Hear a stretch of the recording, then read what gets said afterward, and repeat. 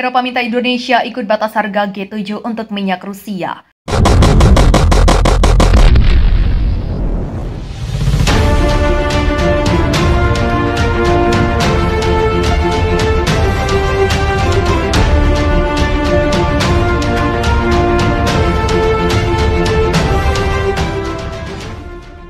Pejabat tinggi Uni Eropa menyarankan Indonesia untuk ikut batas harga yang diberlakukan kelompok 7 atau G7 untuk minyak Rusia.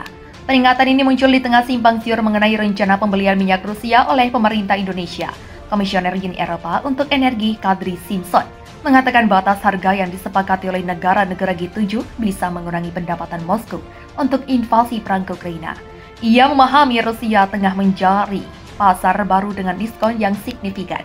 Pesan kami ke Indonesia, juga ke India dan Cina, negara yang tetap bersedia memberi produk minyak Rusia adalah untuk mengusulkan batas harga minyak kepada mereka, kata Simpson saat wawancara di Jakarta Selasa 6 September 2022. Menteri Keuangan G7 menyepakati pemberlakuan batas harga pada minyak Rusia pada Jumat 2 September 2022. Kebijakan ini bertujuan untuk memangkas pendapatan Moskow yang dipakai untuk perang Ukraina dan menghindari lonjakan harga.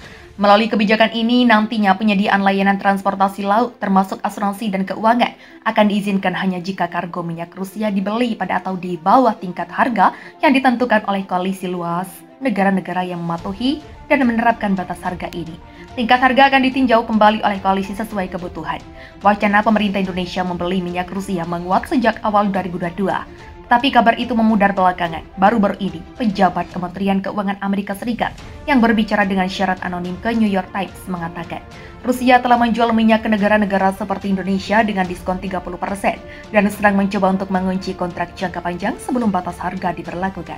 Pertamina, Humas Kementerian Keuangan, Humas Ditjen Migas Kementerian ESDM, dan staf khusus Menko tidak segera membalas pesan Tempo saat ditanya pembelian minyak Rusia. Juru bicara Kementerian Luar Negeri mengaku tidak mendengar informasi mengenai ini. Uni Eropa sejauh ini sudah sepakat untuk menghentikan impor minyak dari Rusia dan kebijakan itu secara efektif akan berlaku pada Desember 2022. Menurut Simpson, Eropa telah membuat keputusan untuk berhenti membiayai perang Rusia melawan Ukraina karena kekejaman yang mereka lakukan. Menanggapi kebijakan batas harga G7 tersebut, Kremlin menyatakan Rusia akan berhenti menjual minyak ke negara-negara yang menerapkan batas harga. Menurut kantor Presiden Vladimir Putin, batas harga itu diyakini akan mengacaukan pasar minyak global. Kantor Presiden Rusia juga memastikan telah menghentikan pasokan gasnya ke Nord Stream 1, satu-satunya pipa yang mengalir dari Moskow ke Eropa. Juru bicara Kremlin mengatakan tetap tidak akan mengalirkan gas melalui pipa itu sebelum sanksi negara-negara barat dicabut. Kementerian Keuangan Amerika Serikat telah menyuarakan kekhawatiran mengenai embargo Uni Eropa yang dapat memicu perebutan pasokan alternatif. Masalah yang menyertainya seperti peningkatan harga minyak mentah global hingga US 140 atau sekitar 2 juta per barel. Menteri Keuangan Janet Yellen mempromosikan batas harga ini sejak Mei 2022 sebagai cara untuk menjaga minyak mentah Rusia tetap mengalir. Meskipun volume ekspor minyak Rusia turun, pendapatan ekspor minyaknya pada Juni 2022 meningkat sebesar US 700 juta atau sekitar 10,4 triliun dari bulan sebelumnya. Badan Energi Internasional mengatakan bulan lalu bahwa harga didorong lebih tinggi oleh perang di Ukraina. Tegas, Cina tolak ajakan Barat batasi harga minyak Rusia. Cina menolak seruan Barat untuk menerapkan pembatasan atas harga minyak Rusia. Ide pembatasan harga tersebut dibuat oleh negara-negara G7 untuk menekan keuntungan Rusia dari produksi minyak mentahnya. Minyak sangat penting untuk memastikan keamanan energi global, kata juru bicara Kementerian Luar Negeri Cina Mao Ning dalam sebuah pengarahan.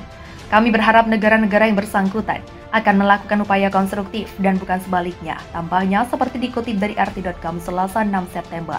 Mao Ning juga mendesak negara-negara G7 untuk memperkuat dialog dan memajukan negosiasi.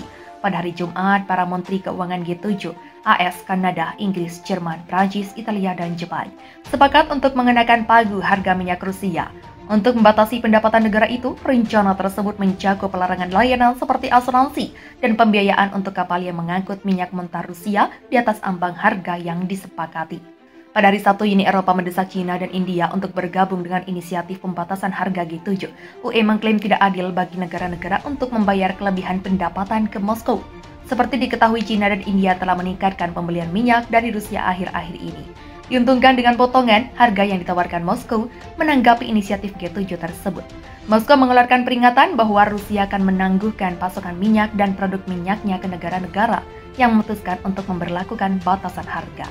Rusia juga mengancam akan berhenti menjual minyaknya ke negara-negara yang melakukan pembatasan terhadap harga energinya. Kremlin menegaskan pembatasan harga di bawah biaya produksi akan menyebabkan destabilisasi pasar minyak dunia. Perusahaan yang menggunakan batas harga tidak akan termasuk di antara penerima minyak Rusia. Kami tidak akan bekerja sama dengan mereka dalam prinsip non-pasar, kata juru bicara Kremlin Dmitry Peskov dikutip Reuters Sabtu 2 September lalu.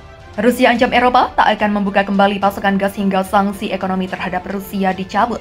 Rusia gertak Eropa tak akan sambungkan aliran gas ke benua biru itu sampai Eropa dan Amerika mencabut sanksi ekonomi yang mereka berikan. Masalah teknis dengan pengiriman gas ke Eropa melalui pipa gas Nord Stream 1 akan tetap terjadi ada sampai Barat mencabut sanksi yang telah dijatuhkannya pada Rusia. Juru bicara Kremlin Dmitry Peskov menegaskan hal itu seperti diberitakan Rusia Today. Pada 31 Agustus, Gazprom sepenuhnya menutup pengiriman gas melalui pipa. Meskipun awalnya Nord Stream 1 dijadwalkan untuk melanjutkan transit gas pada hari Jumat, Gazprom mengumumkan bahwa itu akan tetap ditutup tanpa batas waktu karena masalah teknis. Juru bicara Kremlin juga mengklaim bahwa bukan kesalahan Gazprom jika mereka menghentikan pasokan gas ke Eropa. Peskov menekankan bahwa semua operasi Nord Stream 1 bergantung pada satu peralatan yang membutuhkan perawatan serius. Pada hari Minggu, komentarnya digaungkan oleh Alexander Novak, wakil Perdana Menteri Rusia, yang menyalahkan Uni Eropa atas masalah yang telah mencegah dimulainya kembali pasokan gas melalui pipa. Pada hari Jumat, Gazprom membatalkan restart Nord Stream 1 dengan alasan kebocoran minyak di turbin yang terdeteksi selama inspeksi bersama dengan produsen Siemens Energi di stasiun kompresor Portovaya dekat STP tersebut. Pada saat yang sama, kerusakan tersebut hanya dapat diperbaiki di Kanada yang telah memberlakukan sanksi terhadap Moskow.